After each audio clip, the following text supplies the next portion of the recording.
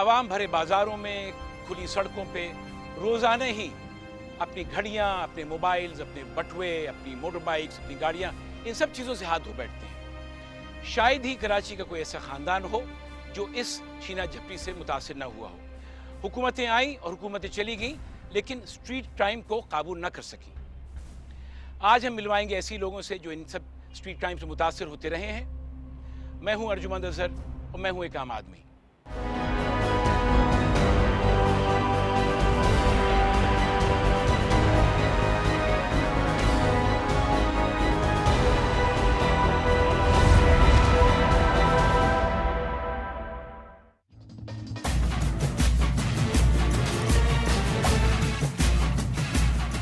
एक मोहताद अंदाजे के मुताबिक कराची के मुख्तलिफ इलाकों में रोजाना 150 के लगभग जराइम की वारदातें होती हैं, मगर उनमें से सिर्फ 40 या 50 वारदातें ही रिपोर्ट की जाती हैं। और इनमें से ज्यादातर वारदातें होती हैं स्ट्रीट क्राइम की, जिनमें पर्स, मोबाइल फोन, मोटरसाइकिलें, जेवरात और नकदी छीन ली जाती हैं।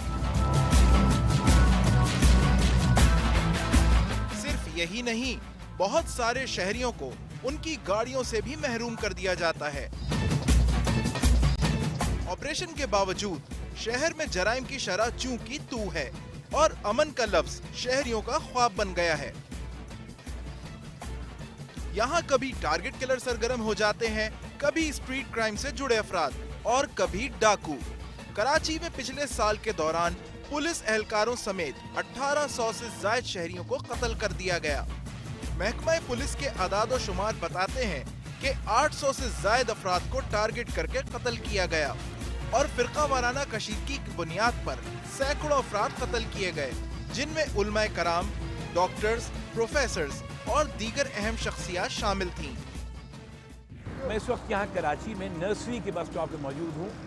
ये उन हॉट स्पॉट्स में से है जहाँ क्राइम का रेट बहुत बढ़ा हुआ है। शाम के वक्त, झुटपुटे के वक्त, जब दफातर बंद हो जाते हैं, यहाँ न कोई पुलिस होती है, न सर्वेलेंस के कोई और इंतज़ाम है, और आते जाते लोग, बस के इंतज़ार में लोग बैठे होते हैं, इनके साथ आके छोटे मोटे क्राइम्स हो जाते हैं। मेरे साथ एक शख्सियत है, क्या नाम है आपका? उस्मान खान मेरा नाम है। उस्मान, अच्छा। आपके साथ अभी आपने बताया कि चंद दिन पहले कुछ वारदात हुई है? जी, मैं यहाँ खड़ा हुआ था, मैं एक्चुअली अपने दोस्त का इंतज़ार कर रहा था यहाँ खड़ा हुआ, तो दो बंदे आए बाइक पे, गन मेरे यहाँ पे रखी और मुझे कहा मोबाइल तो जल्दी से। मोबाइल मुझे देना पड़ गया और यहाँ पर कोई सिक्योरिटी का इंतज़ाम नहीं है। और यहाँ पर एक मुझे उस दिन पुलिस मोबाइल दिखी थी, जिसकी मौजूदगी में भी ये वारदात मेरे साथ हुई है। मतलब पुलिस भी अनकॉन्शियस है, पुलिस को भी कोई ख्याल नहीं सिटीजन्स का, टैक्स पेयर्स का, कि वो लुट रहे हैं सरेआम, उनके साथ क्या क्या हो रहा है किसी को परवाह नहीं है आवाम की, कि आवाम के साथ क्या हो रहा है। No one is least care about the citizens. अच्छा, आप गए थे पुलिस स्टेशन FIR कटवाने के लिए? मैं गया था पुलिस क्या स्टेशन। हुआ रिस्पांस? उन्होंने मुझे FIR तो नहीं दी काट के, खैर एक पेज के ऊपर एक पुलिस स्टेशन की स्टैम्प ज़रूर लगा दी गई। मेरा दिल सेटिस्फाई करने के लिए एक स्टैम्प ज़रूर दे दी गई मुझे, लेकिन प्रॉपर केस रजिस्टर नहीं हुआ।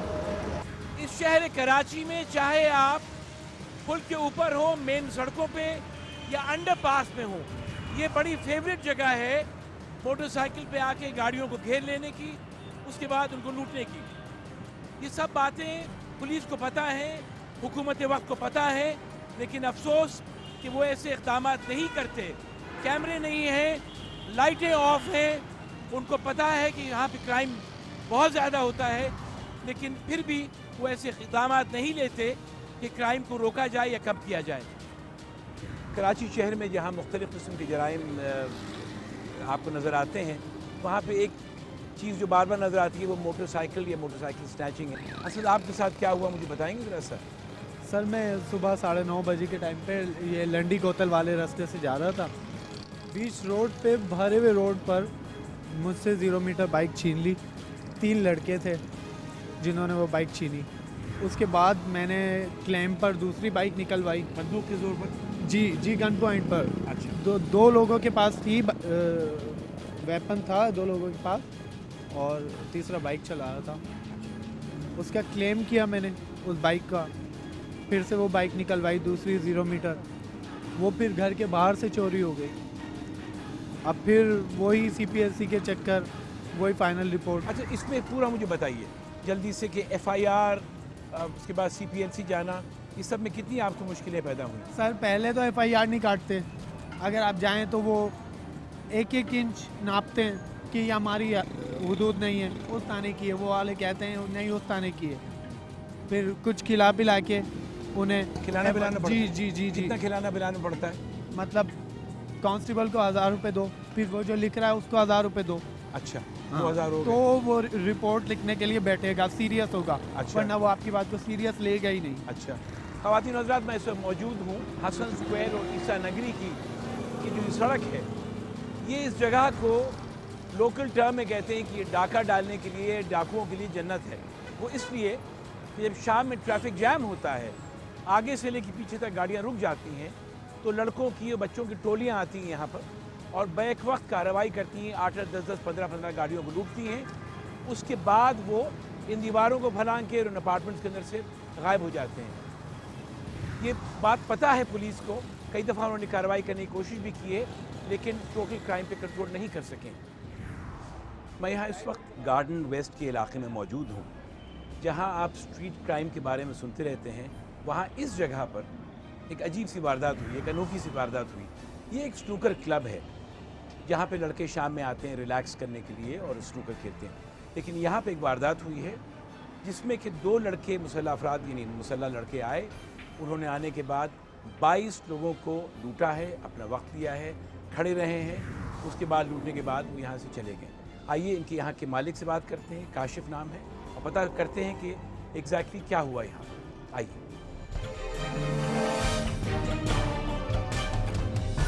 अस्सलाम वालेकुम काशिफ। अच्छा, ये बताइए मुझे आप कि ये वारदात कब हुई और कितने दिन पहले हुई? परसों रात को 1 बजे। परसों रात को 1 बजे। अच्छा, आप ज़रा बताएंगे क्या हुआ एग्जैक्टली? हम लोग सब खेल रहे थे, अचानक ही 2 लड़के आए, पिस्टल सबको बोला, सबों को बोला साइड पे बैठ जाओ, मुर्गा बन जाओ। सबों को साइड पे बैठा दिया, सही है। उसके बाद एक बंदे ने दोनों का पिस्टल लेती है, एक ने उसको पिस्टल दी, बोला जब सबकी जपी लो। एक बंदा पिस्टल लेके ऐसे ही खड़ा हुआ सबके ऊपर, और दूसरा जो बंदा जो है सबके पैसे निकाल रहा था। अच्छा, पैसे निकालते निकालते सबके वो ले गया। आखिर में वो आ गया, मैं जो हमें बोल रहा है देख लो मुझे, पूरा वादे कर रहा है, अपना आपको चेक कर लो। जैसे भी आखिर में आते हैं माफिया मांग रहा है करके, हमारा साथी है ना जख्मी है, हम कोई जगह चोर नहीं है, बस उसके लिए आए हैं। ये वो कह रहा था वो बंदा कह रहा था कि डकैत चोर नहीं है। नहीं है तो हम। फिर ये क्या कर रहे थे भाई? तो मेरा यही तो सौगत हमारी तो बोलती सबकी बंद थी, पर्स वर्स यानी जो सामान था सब, चाबियाँ आबियाँ ये वो हर चीज़ ले गए। अच्छा, कितनी देर लगी इस पूरे वारदात में? 15 मिनट 15 मिनट। और 15 मिनट तक आप बैठे रहे? बैठे रहे हम लोगों को। फिर क्या हुआ? इसके बाद लोगों ने उठे, जाते हुए उन्होंने पूरा शटर गिराया, हम लोगों को अंदर पैक किया और चले गए। आपसे भी कैश लिया जो आप कमाते हैं डेली? पूरी दिन ले गए कैश, पैसे वैसे ये सब ले गए। उसके बाद आप गए पुलिस के पास? पुलिस को बुलवाया था हमने। क्या हुआ नतीजा? उन्होंने बोला यानी उनको सब यानी का पता है, यानी कि उनको ये अंदाज़ा है कि ये लड़के उनको वो खुद ढूंढने में लगे में, उनको पहले ही 5-6 वारदातें कर चुके इलाके में। लेकिन फिर भी बसे देंगे वो डाकू नहीं है। हाँ भी ये बोल रहे डाकू नहीं है हम। अच्छा, पिछले हफ्ते इनको लूटा, ये बराबर में दुकान थी दूध की, पिछले हफ्ते इसी को लूट के गए। अब मैं एक छोटी सी बेकरी में आया हूँ जहाँ पे मोहम्मद खुर्शीद साहब मौजूद हैं। इनके साथ तकरीबन हर 2-4 दिन के बाद कोई ना कोई वारदात होती है। तो वो क्या होती है इनकी खुद ज़बानी सुन लीजिए आप। वारदात क्या होती है जी, बस 1-2 ग्राहक की शक्ल बन के आते हैं, ये देना वो देना, फिर जहाँ उन्होंने मोहतर देखा देखते टीटी निकाल लेते हैं, भाई अब जो कुछ भी है पैसे निकाल दो।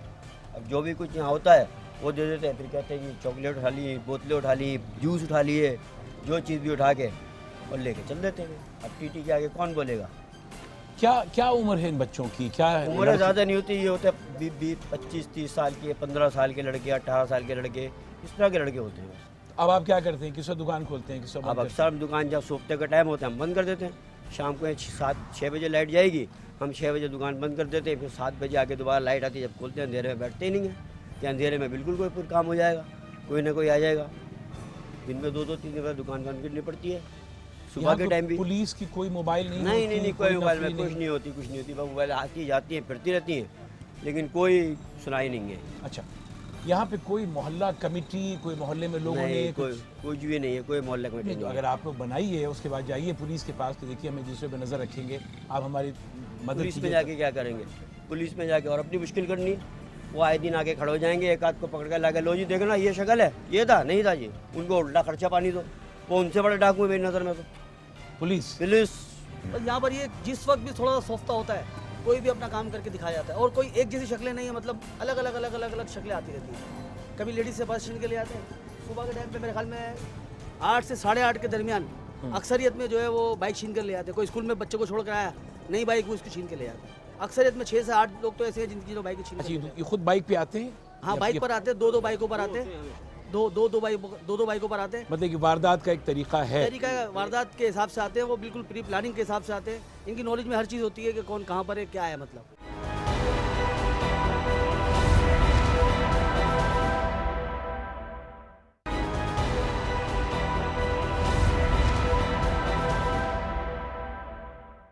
नाज़रीन, अब तक हम बात करते रहे हैं गार्डन वेस्ट और गार्डन ईस्ट के एरिया में और मुख्तलिफ कराची के इलाकों की जहाँ स्ट्रीट क्राइम काफ़ी तेज़ी के साथ बढ़ रहा है। लेकिन इस वक्त मैं मौजूद हूँ खुर्रम रसूल साहब के साथ, जो डिफेंस के एरिया में रहते हैं और इनके साथ भी एक से ज़्यादा वारदात, मतलब में 2 या 3 वारदातें हुई हैं। इनसे पूछते हैं कि इन पर क्या गुजरी और इसके नतीजे में क्या इफ़ेक्ट्स होते हैं, फैमिली पे क्या इसका असर पड़ता है। और मेरे साथ 2-3 दफ़ा बल्कि ज़्यादा हो चुकी हैं और काले पुल के ऊपर हुई और इनफैक्ट मेन सिग्नल बंद था और उसके में गाड़ियों के बीच में आकर के, सबके बीच में आकर के उन्होंने चारों तरफ से घेर के गन से नॉक करके हैरेस करके वॉलेट भी ले लिया, मोबाइल भी ले लिया, सारी चीज़ें ली और आराम से इजीली चले भी गए। और पुलिस कोई हार्डली कोई 20 यार्ड्स पे खड़ी हुई थी, उनके मोबाइल भी खड़ी हुई थी। मैंने उनको कंप्लेन भी की तो उन्होंने कहा जी पता नहीं किधर गए, कहाँ गए। इन सब चीज़ों का असर जो आप पे ज़ाती तौर पे जो आपके ऊपर होता है वो तो होता ही है, इसका फैमिली पे क्या असर होता है? कितना डिस्टर्ब हो जाते हैं बच्चे, बीवी वगैरह? देखिए, फैमिली पे तो इस हद तक डिस्टर्बेंस होती है कि वो उस इंसिडेंट को बताने के बाद से लेके आज तक आपको अगर 5 मिनट के लिए लेट हो जाएं तो आपके पास कॉल्स पे कॉल्स आना शुरू हो जाती हैं कि आप कहाँ हैं, क्या कर रहे हैं। वो एक जब तक आप घर नहीं चले जाएं कोई भी आदमी चैन से नहीं बैठता है। मैं इस वक्त यहाँ मौजूद हूँ हसन सरदार नियाजी साहब के साथ, जो ASP हैं फ़िरोज़ाबाद पुलिस स्टेशन के। फ़िरोज़ाबाद पुलिस स्टेशन जो है वो काफ़ी मशहूर जगह है और इसमें क्राइम रेट इस एरिया में काफ़ी है। एम आई राइट और रॉन्ग?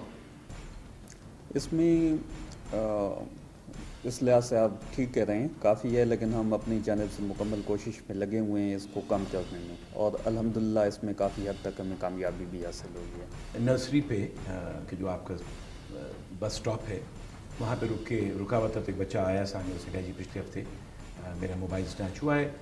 एक 125cc बाइक पे लड़के आए, बंदूक रखी, लेके चले गए। अब वो ये भी कहता है और ये बात बार बार सुनने में आती है कि वहीं करीब में पुलिस की मोबाइल खड़ी हुई थी। देखें, ये बात मैंने पहले आपको कही है कि एक बंदे के साथ वाक़या होता है तो इसमें पूरी सोसाइटी में सेंस ऑफ फियर फैलता है। एक बंदे के साथ हुआ है, उसने 10 बंदों को आगे बताना है कि मेरे साथ ऐसा हुआ है। कुछ उस हद तक बताएगा, कुछ अपनी वो ग्रीवियंस को ज़्यादा शो करेगा गुस्से में या उस हालत में, एक इमोशनल कैफियत में आएगा। अगर पुलिस मोबाइल 200 गज़ 500 गज़ के फासले पे है तो वो कहेगा कि बिल्कुल साथ ही खड़ी हुई थी उसके सामने। अच्छा, दूसरा सब चीज़ जो बार बार हम देख रहे हैं आ रही है वो यही है कि लोगों के मोबाइल छिन जाते हैं, पर्स छिन जाते हैं, गाड़ियाँ छिन जाती हैं। फिर वो आते हैं FIR रजिस्टर करवाने के लिए और उनको पुलिस का ताउन नहीं मिलता। कहते हैं यार देख लो, 2 दिन देख लो, 1 दिन देख लो। तो इसकी क्या वजह है? क्या पुलिस स्टेशन अपना रिकॉर्ड क्लीन रखना चाहता है या कोई और वजह? इस मामले में हाई अप्स की जानिब से एडिशनल IG साहब, DIG साहब, हमारे SSP साहब, उन सब की एक क्लियर पॉलिसी है कि जो भी ऐसा पर्सन आता है तो फ़ौरन उसकी FIR लॉन्च की जाए। मैं अपने तौर पे इंश्योर कराने की कोशिश करता हूँ, लेकिन मेरे ख्याल में इस सवाल में सदाकत है। काफ़ी हद तक हमें ये कंप्लेंट्स मिलती हैं कि निचले लेवल पे कुछ ना कुछ मसाइल होते हैं। नाज़रीन, इस वक्त मैं मौजूद हूँ अहमद चुनौई साहब के दफ्तर में, जो किसी तारुफ के मोहताज नहीं है। चीफ हैं CPLC के, सिटीजन्स पुलिस लिएज़ोन कमेटी। इनसे मैं पूछना चाहता हूँ कि कराची में स्ट्रीट क्राइम जो है वो ऊपर गया है, इसका रेशो नीचे आया है? आप इनसे चलते खुद ही पूछ लेते हैं। जनाब, देखिए, जहाँ तक स्ट्रीट क्राइम का ताल्लुक है, मैं समझता हूँ 2013, 14 और 15 का मुआवजा कर लें तो 2013 के मुकाबले में 2014 जो है वो तकरीबन 50% के करीब कमी वाक़ई आई थी। और इसी तरह अब हम जब 2015 में आते हैं तो उसमें भी थोड़ी सी हम कमी और मज़ीद देख रहे हैं।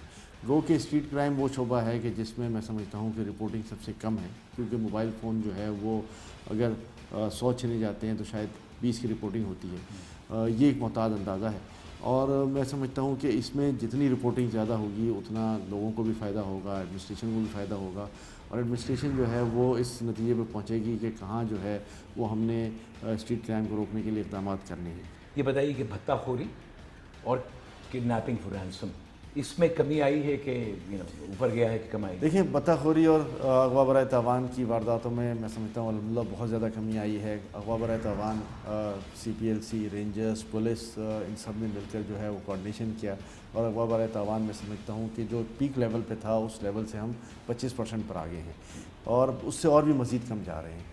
इसी तरह भत्ते की जब हम बात करें तो भत्ता भी मैं समझता हूँ कि उस पीक लेवल से तकरीबन अब 40% के करीब रह गया है और इसमें बतदरीज कमी वाक़ई होती जा रही है। जैसे जैसे लोग रिपोर्टिंग कर रहे हैं वैसे वैसे जो है वो उस पर रिएक्शन भी हो रहा है, उन इश्यूज़ को एड्रेस भी किया जा रहा है। अगवा बराए तावान में जितने नामी गिरामी ग्रुप थे उन ग्रुपों में बड़ी हद तक ग्रुप्स जो हैं वो काबू में आ गए हैं, उनका सफाया कर दिया गया है या उनको ऑपरेट करने नहीं दिया जा रहा। इसी तरह भत्ताखोरी में भी जो नामी गिरामी ग्रुप्स थे वो उनमें भी कमी वाक़ई हुई है और जो एक सिम का कल्चर था कि जिसमें सिम के ज़रिए जैसे चाहे जब चाहे बात कर ली जाती थी, जैसे चाहे लोगों को धमकी दे दी जाती थी, उस कल्चर को भी कम करने के लिए PTA ने इक़दाम किए हैं। देखना यह है कि इस जो इक़दाम हुए हैं उससे कितनी बेहतरी आती है। मैं समझता हूँ एक वाज़ेह बेहतरी आनी चाहिए पहले स्टेज में तो, और फिर आहिस्ता आहिस्ता बतदरीज जो है वो मुकम्मल बेहतरी की तरफ हम चले जाएंगे। अच्छा शनाज साहब, थैंक यू वेरी मच। आइए लेते हैं छोटा सा ब्रेक और फिर मिलते हैं ब्रेक के बाद।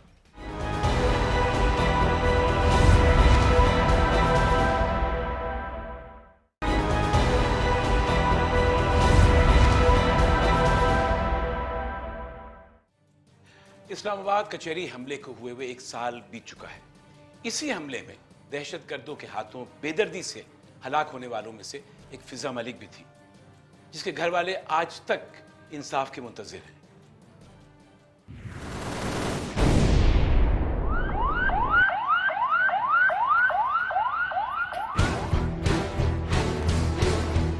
मार्च 2015 इस्लामाबाद कचहरी पर दहशतगर्दी के नतीजे में टूटने वाली कयामत को 1 साल मुकम्मल हो गया। हमले में शहीद होने वाले अफराद के इसाले सवाब के लिए कुरान खानी के मौका पर वुकला और लवाहकीन अभी तक इंसाफ न मिलने पर नाला नजर आते हैं। पाकिस्तान बार कौंसिल की अपील पर यौम सोग भी मनाया गया। मुतासरा खानदान हुकूमत की जानिब से दिए गए मामूली मुआवजे और गैर जिम्मेदाराना रवैये पर शिकवा कुना है।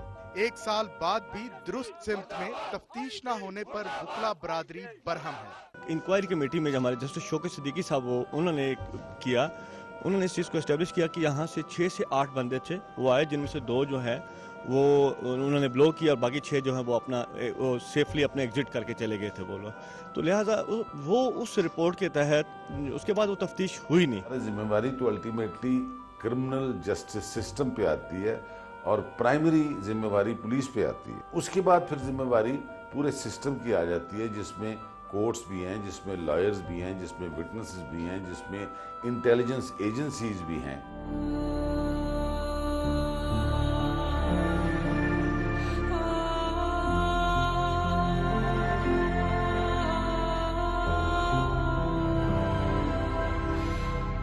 लंदन से कानून की तालीम याफ्ता 2 भाइयों की अकलौती बहन और वालदैन की लाडली बदकिस्मत फिजा मलिक ने सानहा से 3 माह कबल ही इस्लामाबाद कचहरी में प्रैक्टिस शुरू की थी। बहुत कम लोगों में इतनी एज में 23 साल की उम्र में इतना लीगल लेवल एक्सपर्टीज होती हैं और वो काम करने की जो जस्तजू थी उसमें कि मैं बहुत मेहनत से उसने काम करना, और अल्लाह उसकी मग़फ़िरत करे, अगर वो होती तो डेफिनेटली वो बहुत आगे तक जाती। आम आदमी को इंसाफ दिलवाने का जज्बा फिजा मलिक को पाकिस्तान खींच लाया। लंदन की फिजाओं का पुरअमन माहौल और आराइशो आराम ठुकराने वाली नौजवान वकील जानती थी कि उसे ख्वाबों की कीमत अदा करना पड़ेगी। और वही हुआ। अब उसके लवाहिकीन उसके ख्वाबों की ताबीर पाने और हुसूल इंसाफ के लिए दरबदर हैं कि वो अपनी प्यारी का लहू किसके हाथ पर तलाश करें। शाम के वक्त मेरी बेटी मुझे ज़्यादा याद आती है, उसकी बहुत सारी बातें, छोटी छोटी सी बातें बहुत ज़्यादा याद आती हैं। और वो इस मुल्क की खिदमत करना चाहती थी कि ये पुरअमन मुल्क हो, इधर से जराइम का खात्मा हो। बल्कि कोई भाई नहीं चाहेगा कि वो अपनी बहन को इस तरीके से खोए, ख़ास तौर पे इतनी कम उम्र में, और उसको दफनाए। जब भी मैं उसके कमरे में जाता हूँ तो उसकी तस्वीरें देख के वो मुस्कुराहट सबसे ज़्यादा याद आती है। एनी शाहिदीन के मुताबिक हमला आवरों की तादाद 6 से 7 थी। इस सानेहा में फिजा मलिक और एडिशनल सेशन जज रफाकत आवान समेत 1 दर्जन से जायद अफराद जान से गए, जबकि 25 से जायद जख्मी हुए। फिजा मलिक के वालिद नसरुल्लाह मलिक अपनी अकलौती बेटी के लिए इंसाफ हासिल न कर सके और इसी गम ने उनकी जिंदगी का चिराग गुल कर दिया। कौन समझाए इनको? ये भी जो मारने वाले हैं ये भी किसी के बच्चे हैं, इनको ख्याल नहीं आता। Adorable, nice kid and great human being. उनको काफ़ी परेशानी और गम था कि बेटी शहीद हुई है, तो वो यही कहते थे कि यहाँ पे इंसाफ नहीं मिला उसको। जब तक I will not gate justice for my daughter, मैं तो कहीं नहीं जा रहा। कोई हफ्ता रहता था साल होने में फिजा के, सानिया के, and he had passed away. एक दिन, एक लम्हा नहीं गुजरता जब उसकी याद दिल को वो नहीं करती। बहुत मुश्किल है ये। उसी की याद में हमारे वालिद साहब भी चले गए, फिजा के अब्बू। फिजा मलिक के बिछड़ने से घर की रौनकें मांद पड़ चुकी हैं। पूरे खानदान को फिजा की सलाहियतों पर फख्र था, लेकिन उनके ख्वाब अधूरे रह गए। उसमें एक वलवला था, बहुत जिंदा दिल, बहुत पुरजोश बच्ची थी। पर्सनल प्रिंसिपल्स एंड बहुत सॉलिड इंसान थे। हमारी एक ही इकलौती बहन थी और हमें इतनी तवक्कुआत थी उनसे, इतने एम्बिशंस थे उनके ज़रिए कि हम उनको रुखसत करेंगे। ना मेरे भाई का, ना मेरे वालिद साहब की ख्वाहिश थी हम उनको इन्हीं हाथों से दफनाएं। 11 महीने में एक पहले मेरी बेटी शहीद हुई, फिर मेरे हस्बैंड की डेथ हुई, फौत हुए हैं वो। इसके लिए मुझे ही हिम्मत करनी है। अल्लाह ताला मेरी आजमाइश ले रहे हैं। फिजा मलिक खाला की लाडली, माँ की प्यारी, भाइयों की राज दुलारी और भाभियों की हमजोली थी। खानदान का हर फर्द उसे याद करके आबदीदा हो जाता है। अपनी सगी बेटी और उसमें कोई फर्क नहीं, और उतना ही प्यार था। थी तो वो मेरी नंद, लेकिन हम लोग बहनों की तरह थे। कहीं भी साथ जाना, कुछ होना तो वो मुझे ले जाना कि चलो तुम मेरे साथ चलो। फिजा के बड़े भाई साद मलिक ने फिजा को इंसाफ दिलवाने के लिए वालिद का मिशन आगे बढ़ाया, मगर गुजरते वक्त के साथ साद मलिक भी मायूस नजर आते हैं। बिल्कुल लो लेवल पे तफ्तीश हुई है कि एक ASI या एक शायद सब इंस्पेक्टर ने की हो, लेकिन हायर लेवल में कोई तफ्तीश नहीं। और अगर है भी तफ्तीश तो उसकी किसी को उसका सच्चाई के बारे में नहीं मालूम। हमने जो वहाँ स्टेटमेंट ली, फिर हमने उन्हें सब स्टेटमेंट को जमा किया तो तकरीबन 6 से 7 बंदे वो बनते थे, दहशतगर्द जो थे। हमने वही स्टेटमेंट पुलिस को दी, उन्होंने वो अपनी फ़ाइल का हिस्सा बनाया। लेकिन बदकिस्मती से इस मुकदमे में मुझे इंतहाई अफसोस के साथ कहना पड़ा कि किसी ने भी सीरियसली कोई तफ्तीश नहीं की। वुकला का कहना है कि 14 अफराद की जान लेने वाले मुकदमे की तफ्तीश जूनियर अफसरान के हवाले करना ही इंसाफ का कत्ल है। 4-6 अगर यहाँ मूव कर रहे थे तो उनके पीछे कुछ गाड़ियों में बैठे हुए थे जो उनको बैकअप दे रहे थे, जिनके साथ वो दोबारा फरार होकर भाग गए हैं। और हमारी ये मरगला थाना साथ है, तकरीबन पौने घंटे 1 घंटे के बाद वहाँ की पुलिस यहाँ आ रही है। क्या वजह है आखिर? क्या प्री प्लान नहीं था? क्या इनको पता नहीं था इस बात का? एडवोकेट आसिम मुख्तार इस वाकया में शदीद जख्मी होने वालों में से एक है। बाकी मुतासरीन की तरह आसिम भी हुकूमत से नाला हैं। साल गुजरने पर भी वो प्रैक्टिस करने से कासिर है। उनके इलाज के तमाम अखराजात अजीज़ो अकारिब और अहबाब बर्दाश्त कर रहे हैं। काफ़ी एक्सपेंस हो चुका है और इनकम बिल्कुल ज़ीरो है क्योंकि मैं कोई काम कर नहीं सक रहा। छोटा भाई है जो मुझे सपोर्ट कर रहा है इस टाइम। इनके फ्रेंड्स के मुताबिक उन्होंने हमें बताया था कि टांग पे है तो परेशान नहीं होना, तो हम इस चीज़ को इतना मतलब कि अभी नॉर्मल थे, लेकिन जब हॉस्पिटल हम पहुंचे तो सिचुएशन बहुत वर्स थी। टीवी पर अपने बेटे को जख्मी हालत में देखकर आसिम की मां हवास बाख्ता हो गई थी। ताहम उन्होंने अपनी जमा पूंजी लुटाकर अपने लखते जिगर का इलाज करवाया। चमन टीवी में मैंने कहा इसकी मतलब वीडियो चल रही थी, आसम पहचाना गया था हमसे। बहुत ज़्यादा टेंशन हुई, जिस तरह से आप समझें कि पाँव के नीचे से ज़मीन ही निकल जाती, हद दर्जा टेंशन हुई थी इस चीज़ की। शुरू में गए हैं तो उन्होंने मुझे ब्लैक पेशेंट डिक्लेयर कर दिया था और ट्रीटमेंट उन्होंने मेरा नहीं किया था। कचहरी सानिया के चंद रोज तक तो सिक्योरिटी इदारों और हुकूमती दौड़ धूप के बायस सिक्योरिटी हाई अलर्ट रही, मगर फिर वही ढाक के 3 पात। सुप्रीम कोर्ट ने रेंजर्स का ऑर्डर किया, वज़ीर दाखिला ने रेंजर्स हटा दिए। उन्होंने कहा नहीं, आप पूरे शहर में रेंजर्स है, यहाँ ज़रूरत नहीं है। सिक्योरिटी से हम किसी सूरत भी मुतमिन नहीं है। ये तो वकील हैं, ये पढ़ा लिखा तबका है, ये तो वो लोग हैं जो इंसाफ के लिए लड़ते हैं। इन्हीं को इंसाफ नहीं मिल रहा। पाकिस्तान में किसी के पास आज इंसाफ नहीं है क्योंकि सिर्फ दहशतगर्दी और टोटल लॉलेसनेस है इस मुल्क के अंदर। जख्मों से चूर एडवोकेट राय अजहर भी जिंदगी और मौत की कश्मकश में रहे। इलाज पर 10 लाख से ज्यादा खर्च करने के बावजूद वो इस काबिल नहीं कि बच्चों के लिए रोजी रोटी कमा सके। वो जो एक बेबसी का आलम होता है ना, कि आप सिर्फ ये सोचते हैं कि किस गुनाह की पादाश में आपको मारा जा रहा है। जब आप मर रहे होते हैं तो फिर ज़हन जो है ना वो अपनी कई चीज़ों को बनाता है, अपनी वो जिनके साथ आप जुड़े होते हैं, जाहिर है वो उन जुड़े हुए को वो फिर वो आपके सामने रखता है, तो फिर उस वक्त आप बेबस तो होते हैं। राय अजहर कहते हैं कि एपीएस के जख्मियों का इलाज बैरूने मुल्क भी हो रहा है, लेकिन जख्मी वुकला को ये सहूलत मयसर नहीं। राय अजहर के जिस्म में अब भी 2 गोलियां मौजूद हैं और वो इलाज के लिए हुकूमती तवज्जो के मुंतजिर हैं। एपीएस में हुआ, मेरे बच्चे शहीद हुए, मेरे बच्चे, क्योंकि उसका दर्द मुझे है, मैं समझता हूँ। उनकी रिहेबिलिटेशन के लिए प्रॉपर मेजर्स लिए जा रहे हैं, उनको स्टडी टूर्स करवाए जा रहे हैं, उनको इलाज के लिए बाहर भेजा जा रहा है। राय अजहर की अहलिया उनकी सेहत से मुतल्लिक बहुत ज्यादा परेशान है। यहाँ भी बुरे वक्त में रिश्तेदार और दोस्त ही काम आए। उनका कहना है कि अब उन्हें इंसाफ की कोई तवक्को नहीं रही। पाकिस्तान में रहते हुए इंसाफ का मिलना बहुत मुश्किल है क्योंकि जो यहाँ के हालात हैं, जितने भी वाक़यात होते हैं, कोई भी किसी को भी आज तक इंसाफ नहीं मिल सका। वो पूरा एक ब्रस्ट था जो मुझे पेट में भी लगी, बैक साइड पे भी लगी, पीठ पे और दोनों टांगों के भी लगी। हुकूमत ने सारी मेडिसिन प्रोवाइड की थी जितने भी ज़ख्मी थे, लेकिन वो उन दिनों के लिए थी। उसके बाद से जो बाकी हमारे दोस्त रेगुलरली हॉस्पिटल जा रहे हैं तो वो ज़रा अब अपनी जेब से कर रहे हैं।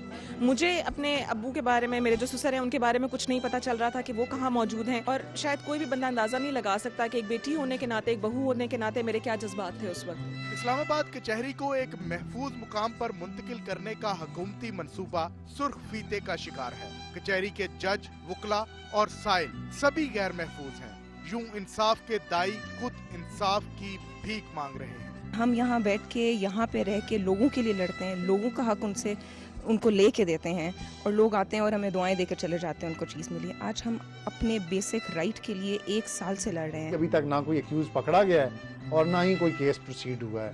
हम तो अभी तक इसी तरह बैठे हुए हैं। सुप्रीम कोर्ट में कंपनसेशन का इशू आज तक गवर्नमेंट नहीं रिजॉल्व कर सकी। वो 4 दिन अरेंजमेंट करें, जब आप चले जाएंगे तो नेचुरली वकला अपनी जगह बिल्कुल बजाय ठीक है, जहाँ वो बिल्कुल जायज़ उनका है ये मुतालबा कि सिक्योरिटी अभी नहीं है, और सिक्योरिटी नहीं होगी तो वाक़यात होंगे। रियासती इदारों और हुकूमत की जिम्मेदारी है कि वो मुतासरा खानदानों की फौरी दादरसी करके इंसाफ की फराहमी यकीनी बनाएं, ताकि आम आदमी की महरूमियों का अजाला किया जा सके और बैरूने मुल्क से खिदमत के जज्बे के तहत आने वालों का एतमाद बहाल किया जा सके।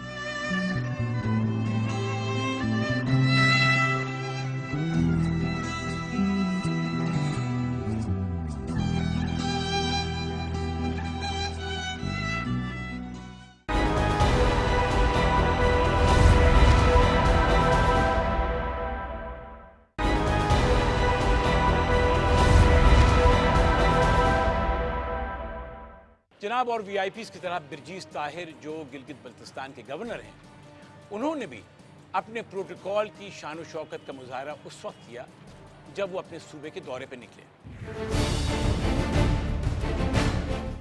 वीआईपी कल्चर कब छोड़ेगा जान?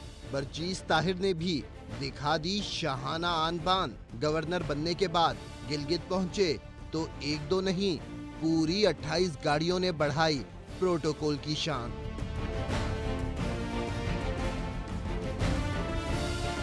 बरजीस ताहिर वीआईपी सरकारी प्रोटोकॉल के साथ गवर्नर हाउस पहुंचे तो वहां भी लीगी कारकुनों ने वीआईपी इस्तकबाल किया।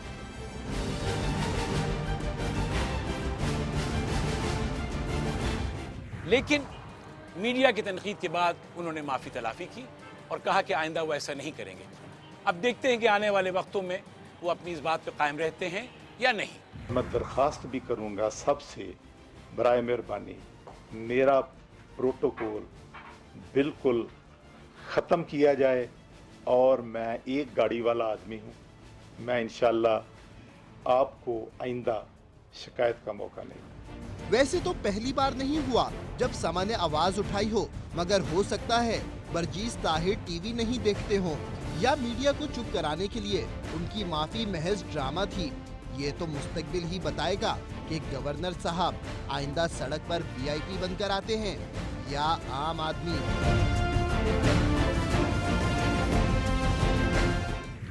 हाल ही में प्राइम मिनिस्टर मोहम्मद नवाज शरीफ साहब ने मुल्तान इंटरनेशनल एयरपोर्ट का इफ्तिताह किया, जिसके लिए हम उनको और पूरी कौम को मुबारकबाद पेश करते हैं। अफसोस ये है कि जिस आवाम के लिए ये एयरपोर्ट बना, उसके साथ ये सलूक। एयरपोर्ट का इफ्तिताह मुल्तानियों के लिए बना परेशानी का सामान। वज़ीर आज़म की आमद पर सख्त सिक्योरिटी इंतजाम। एयरपोर्ट की हुदूद में मुसाफिर गाड़ियों के दाखिले पर पाबंदी लगाई गई तो शहरियों की शामत आई और 1 किलोमीटर तक पैदल सफर करना पड़ा। ऐसे में उम्रा ज़ायरीन को भी शदीद मुश्किलात का सामना रहा। काफ़ी मुश्किलात हो रही, सामान के लेने में बहुत मुश्किलात है और ऐसे भी कर्टिसी नहीं इनके पास, बिल्कुल कोई बातचीत नहीं, कुछ नहीं। सामान निकालने में इतनी मुश्किलात, 3 घंटे तो सामान निकालने में लग गए हैं। वीआईपी मूवमेंट से मुतासिर शहरियों ने मामूलात दरहम बरहम होने पर गुस्से का इजहार किया और मुतालबा किया कि सिक्योरिटी के नाम पर आवाम को परेशान ना किया जाए। हुकूमत हो या ऑपोजिशन, ये हमारे लीडर्स आपस में इत्तेफाक राय और हम आहंगी पैदा करने में बहुत वक्त लगाते हैं, लेकिन अगर उनकी अपनी कुर्सियां खतरे में पड़ जाए तो फौरन एक दूसरे का हाथ थाम लेते हैं। यही कुछ हमने देखा इस दफा इलेक्शंस में सेनेट के।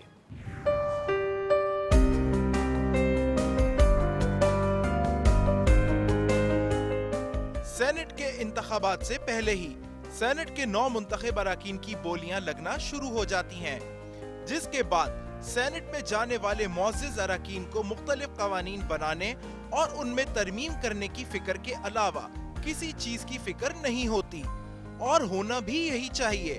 मगर उन कवानीन से आम आदमी को क्या फायदा पहुंचेगा, इसकी परवाह किसी को नहीं होती। सेनेट की सीटों के हुसूल के लिए एक दूसरे के साथ मिलने मिलाने और खाना खाने के अलावा जब राब्तों की इब्तिदा होती है तो कोई किसी का दुश्मन नहीं रहता और तमाम सियासी जमातें एक प्लेटफॉर्म पर जमा हो जाती हैं, जैसा कि इस दफा के सेनेट इलेक्शंस के दौरान देखा गया था। ये भी एक अच्छा अमल है, मगर जब आम आदमी के मसाइल हल करने का वक्त आता है तो यही नुमाइंदे एक दूसरे से मुंह फेर कर अपनी अपनी सियासी दुकान फिर से चमकाने में मसरूफ हो जाते हैं। तो आखिर चुगताई की ये नज़्म उन तमाम मुतासिरीन की नज़र करता हूँ जिन्हें कभी अपना माल और कभी अपनी जान भी गंवानी पड़ी। हमारे देश की सड़कों पे, गलियों और राहों में, घरों में, दफ्तरों में, दरसगाहों में नहीं महफूज कोई शहर में हो चाहे गांव में। नई गाड़ी कोई लाए तो उसको चोर ले जाएं, स्कूटर कोई मंगवाए तो डाकू पीछे पड़ जाएं, चढ़े बस पर तो लुट जाता है वो सुनसान राहों में। नहीं महफूज कोई शहर में हो चाहे गांव में।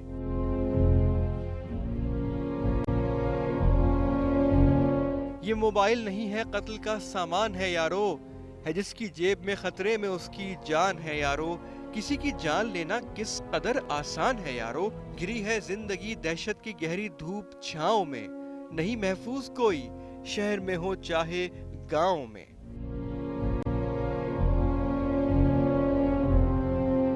किताबों के बजाय हाथ में पिस्तौल रखा है, खुशी हो चाहे गम हर बात में पिस्तौल रखा है। अगर सर बच भी जाए गोली जा लगती है पाँव में, नहीं महफूज कोई शहर में हो चाहे गांव में।